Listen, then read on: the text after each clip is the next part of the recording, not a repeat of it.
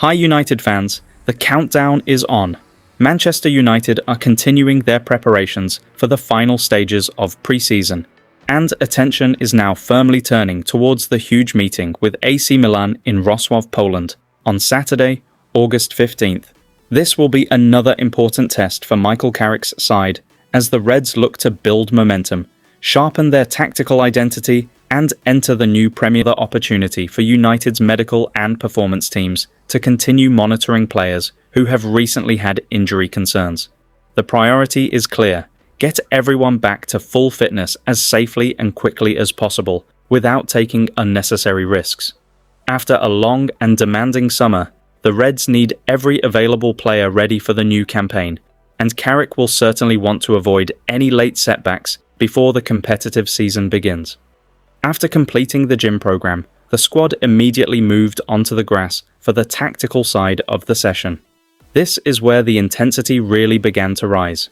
United worked through a variety of tactical exercises designed to improve defensive organisation, attacking movements, set-piece execution, and communication between different areas of the team. The coaching staff also worked on shooting drills, giving the forwards and midfielders opportunities to sharpen their finishing ahead of the Milan test. United will need to be much more clinical when chances arrive, because AC Milan will provide a serious challenge, particularly in transition and around the penalty area. Defensive work was another major feature of the session. The Reds worked on goal-blocking systems, defensive positioning, and the coordination required to protect the goalkeeper when opponents manage to break through the first line of pressure. These are the small details that can make a huge difference once the Premier League campaign begins. Set-piece routines were also part of the program. Corners, free kicks, defensive set pieces, and the organisation around the box remain important parts of Carrick's preparations. United have clearly been placing emphasis on these situations during pre-season, and supporters will be hoping that the work being done at Carrington eventually translates into goals at one end and greater defensive security at the other. And then comes the biggest talking point: Marcus Rashford. Carrick's latest comments have certainly caught the attention of every United supporter. Speaking about Rashford's return, the United boss described him as "our player," praised his return, and made it clear that the forward can offer something different to the squad. Carrick said, "He's our player. He's come back great. He's just like any other player. I've known him a long time, and he gives us something a little bit different. We're looking forward to the start of the season." Recent reporting also indicates that Rashford could be involved against AC Milan after being present with the squad in Dublin, although his exact role will depend on his fitness and Carrick's selection decisions. For me, that is a fascinating development. Rashford has not played competitively for Manchester United since December 2024, so seeing him potentially pull on the famous red shirt again would be a major storyline. His return is not simply about one player coming back into a squad. It could represent another chapter in the career of a player who has already experienced some extraordinary highs and difficult moments at Old Trafford. Could Carrick be the manager who finally gets the best out of Rashford again? That is the question. Carrick knows Rashford extremely well, and his comments suggest that the door is very much open. Rather than treating him as an outsider returning from loan, Carrick appears to be viewing Rashford as another member of the Manchester United squad who has to compete for his place, and that competition could be exactly what Rashford needs. United supporters know what Rashford can produce when he is confident. His pace, direct running, ability to attack space, and finishing from the left side can give Manchester United an entirely different attacking dimension. If he can rediscover his consistency, the Reds could suddenly have another dangerous weapon available. The AC Milan fixture therefore arrives at a fascinating moment. If Rashford gets minutes, what kind of reception will he receive from the travelling United supporters? Will Carrick start him, or will he introduce him from the bench? And perhaps most importantly, can Rashford use this opportunity to convince the manager that he deserves a serious role when the Premier League campaign begins? There is also an interesting subplot because United will be facing AC Milan under former Manchester United manager Ruben Amorim. Amorim is now in charge of Milan. meaning the fixture gives supporters an intriguing reunion with the Portuguese coach. Milan have been using pre-season to work on their tactical ideas under Amorim, making this more than just another friendly. For United, however, the objective must remain bigger than the storyline.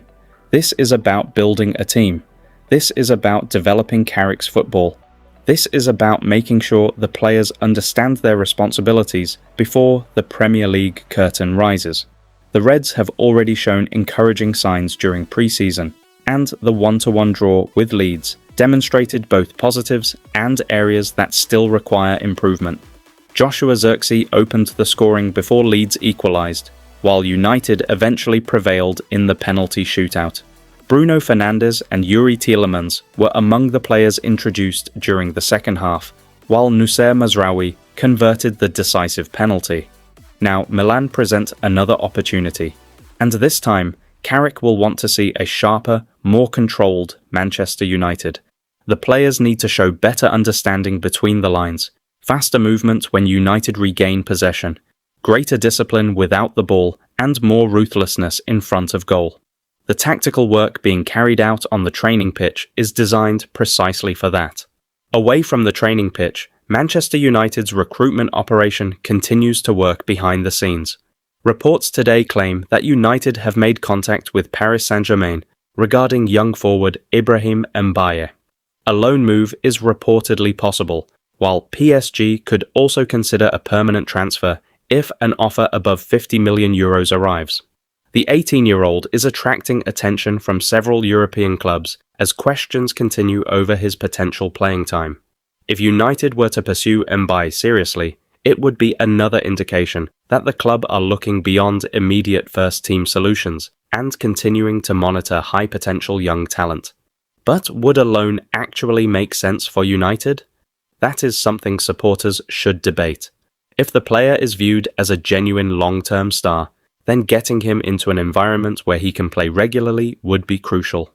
At Manchester United, however, competition for attacking positions is already fierce.